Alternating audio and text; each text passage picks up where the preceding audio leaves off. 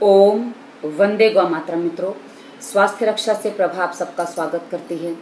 मित्रों, हमने जहाँ प्राणायाम बताया है आरंभ में, यानी कि हमारी प्लेलिस्ट है सब कुशल है, उसमें हमने बताया है कि आपको सांसों पे ध्यान कैसे करना है। लेकिन उसमें कुछ लोगों के प्रश्न आए हैं कि सांसों पे ध्यान हम करने का प्रयास करते हैं पर मन भटक जाता है। तो हमने उसके बाद दूसरा तरीका भी बताया था कि आप हर सांस के साथ बोलते रहिए, सांस लेते समय सांस ली, छोड़ते समय छोड़िए। लेकिन उस समय यदि सांस थोड़ी लंबी हो जाती है, किसी की लंबी होती है तो उसमें उनको समस्या हो जाती है। तो ऐसी स्थिति में सांसों पर ध्यान टिकाना बहुत मुश्किल होता है। क्या है कि मन इतना चंचल है, हर किसी का मन चंचल है, एक का नहीं सबका चंचल है। तो जरा सा उसको मौका मिलता है कि तुरंत इधर उधर भटकने लग जाता है। अर्थात यदि आप उसे अपने अनुसार नहीं चलाते हैं तो वो आपको अपने अनुसार चलाने का मन प्रयास कर लेता है, और मन सदा ये प्रयास करता रहता है, जरा सा उसको मौका मिलता है कि इधर उधर भागने लगता है। मित्रों, इसके लिए ध्यान कैसे किया जाए, इस विधि को यदि हम जाने तो इसके लिए भगवान बुद्ध ने कहा है कि शास्त्रों का सहारा मत लेना, श्वास का सहारा लेना, क्योंकि शास्त्र जरा दूर हैं। श्वास भीतर जाए तो देखना, श्वास बाहर निकले तब देखना। श्वास की जो परिक्रमा चल रही है, श्वास की जो माला चल रही है, उसे देखना। बुद्ध ने इसे आनापान सती योग के नाम से बताया है। आनापान सती योग, ये नाम बुद्ध ने इसको दिया है। श्वास भीतर जाए तो तुम उसे देखना, भीतर जाते हुए देखना। दोनों जो नासापुट होते हैं ना, इनको नासापुट कहते हैं, जो नथुने होते हैं, वहाँ उसको महसूस करना कि किस तरीके से यहाँ आपके सांस लग रही है, अर्थात हवा टच हो रही है। वो जब टच होती है, जब वो वहाँ अपना एहसास दिलाती है, उसको महसूस करिए। उसके बाद आपको महसूस करना है किस तरीके से वो सांस आपकी नाक में अंदर जाकर किस तरीके से आपके गले तक पहुंचकर और किस तरीके से वो आपको कहाँ कहाँ जा रही है, इसको पूरा महसूस करेंगे। गले तक पहुंची, उसके बाद वो फेफड़ों में पहुंची, और यदि आपने ठीक से आप सीधे बैठे हैं, जैसे हमने बैठने का तरीका बताया है वैसे आप सीधे बैठे हैं, तो आप देखेंगे कि वो आपकी सांस पूरी आपकी नाभि तक पहुँच रही है।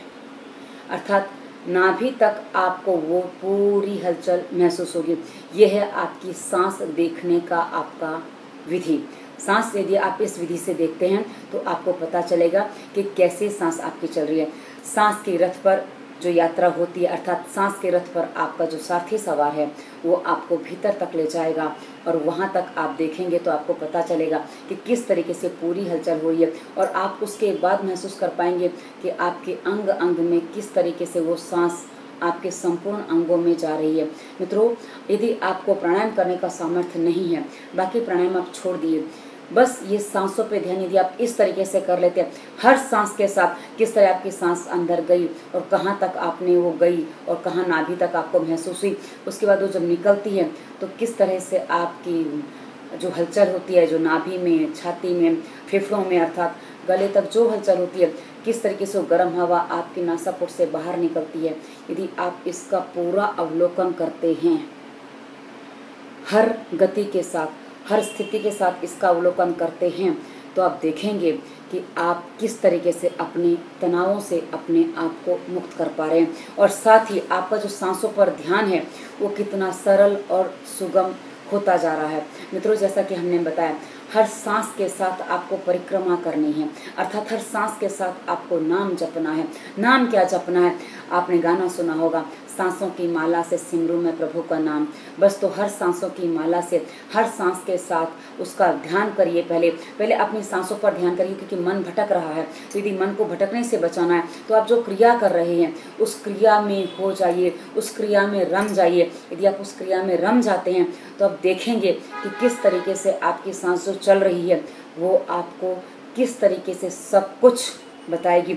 आपकी देह के अंदर कहाँ क्या हो रहा है, आप एक एक अंग को, एक एक देह के पार्ट को महसूस कर पाएंगे। जब वो सांस जाती है ना, आपके जहाँ जो चीज़ें हैं, जहाँ जो स्थिति है, जो तनाव है, खिंचाव है, वो सब आपको बताएगा। लेकिन इसमें एक ही बात आपको ध्यान रखनी है, आपकी पीठ सीधी रहनी चाहिए। यदि आपकी पीठ सीधी नहीं है तो आपके लिए स्थितियाँ सामान्य नहीं होंगी, वहाँ आपको इसमें समस्या आएगी, क्योंकि आपको नाभि तक सांस जाते महसूस नहीं होगी, और साथ ही आपकी कमर में दर्द आदि, पीड़ा आदि हो सकती है। मित्रों, जो बुद्ध ने कहा ये सुगम सहारा है, पढ़ा लिखा बिना पढ़ा, अनपढ़ या पंडित बिना पंडित, अर्थात जो एकदम जिसको कुछ भी नहीं आता है वो व्यक्ति भी अपनी सांसों को तो ले रहा है, सांसों को तो छोड़ रहा है, और वो अपने आप इस माला के साथ ईश्वर का नाम, जो ईश्वर ने आपको माला दी है, उसके साथ ही ईश्वर का नाम जप सकता है और अपने जन्म को सफल और सार्थक बना सकता है। यदि आप एक बात सोचिए, यदि आप इस माला के साथ चलने लग गए तो आपके मस्तिष्क से जितने भी विचार हैं वो सब हट जाएंगे। आपको ना दूसरे लोग को देखना, ना तीसरे लोग को देखना है, बस आपके भीतर, आपके इस ब्रह्मांड में, आपके इस पिंड में, जो इस ब्रह्मांड में वही पिंड में है, इसलिए हमने इसको ब्रह्मांड भी कहा, कि इस ब्रह्मांड में क्या है वो आपको सब अंदर पता चलेगा। आपको एक दिन में ये ज्ञान नहीं होगा, आपको एक दिन में सारी बातें पता नहीं चलेंगी, पर जब आप जैसे जैसे अभ्यास करते जाएंगे, जैसे जैसे आप इसका अभ्यास बढ़ाते जाएंगे, वैसे वैसे आपको सारी चीजें अनुभूति में आने लगेंगी। और साथ ही जब आप यदि ये प्रश्न करते हैं कि हमें कितनी देर करना है, आप जितना चाहे इसको कर सकते हैं, क्योंकि जितना करेंगे उतना आप लाभ पाएंगे। और ये क्रिया ऐसी, क्योंकि जो सांस चल रही है वो सांस तो निरंतर चल रही है, वो आप रुक नहीं सकते। कोई भी व्यक्ति हो, चाहे पढ़ा लिखा हो, चाहे अनपढ़ हो, अमीर हो, गरीब हो, छोटा हो, बड़ा हो, बूढ़ा हो, जवान हो, कोई भी कैसा भी व्यक्ति, रोगी हो, निरोगी हो, कैसा भी व्यक्ति हो, वो हर पल सांस लेता है। और हर पल यदि वो अपनी नासापुट से सीधे यात्रा अपने भीतर की करता है और सीधे यात्रा अपने उसकी बाहर की करता है, तो आपको पता चलेगा कि किस तरीके से आपकी सांस का आवागमन चल रहा है। और ये जो आवागमन का चक्र है, यही आपका जीवन है। क्योंकि जन्म के समय मनुष्य पहले सांस लेता है और जब मृत्यु होती है तो अंतिम सांस छूट जाती है। अगर तुम श्वास के प्रति जाग जाओ तो तुम पाओगे कि शरीर कहीं पीछे छूट गया है, बहुत दूर कुछ रह गया है। श्वास में जागकर तुम देखोगे कि तुम कुछ अलग हो गए हो, तुम्हारा शरीर कुछ अलग हो रहा है। और श्वास का जो जोड़ा है, अर्थात लेना छोड़ना, उसको जोड़ा कहते हैं। और हर चीज हम देखते हैं कि हमारे संसार में जोड़े से होती है। तो जो जोड़ा है, वो जोड़ा किस तरीके से आपको काम कर रही है, और वो सांस को जब आपको अंतर से जोड़ती है तो आपको पता चलेगा कि आप क्या कर रहे हैं।